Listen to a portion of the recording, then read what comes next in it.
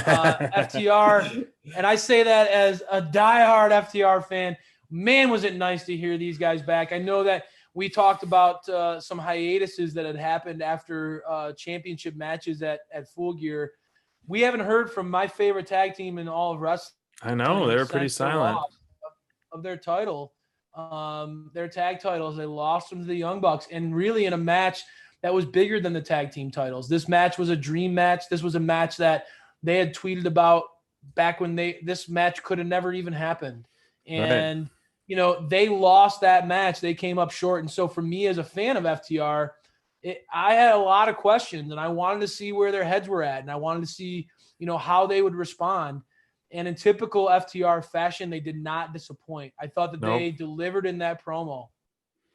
It was heartfelt. It was meaningful. It was, you know, slamming the table. This is what I hate. This the championship.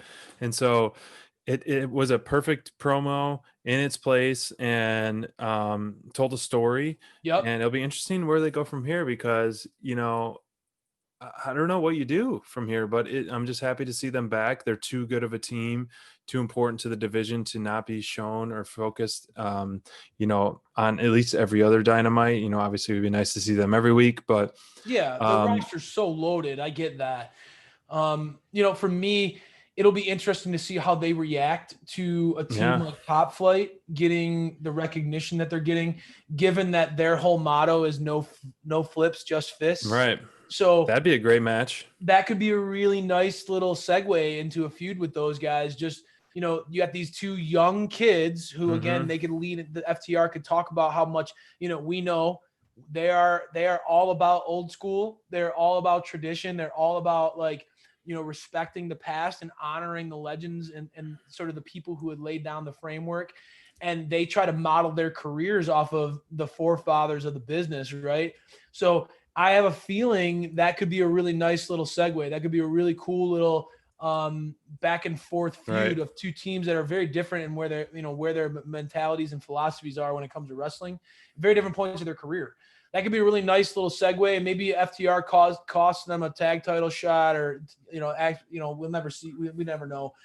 I'm sure AEW has all sorts of things up their sleeve. Cannot wait to see what Dax and Cash have up their sleeve. Tully was actually really engaging in this promo too. I thought it was really nice, really well done. Kind of had an old school feel to it, which is not surprising. I love the smoke, kind of that, like, that background atmosphere that they set.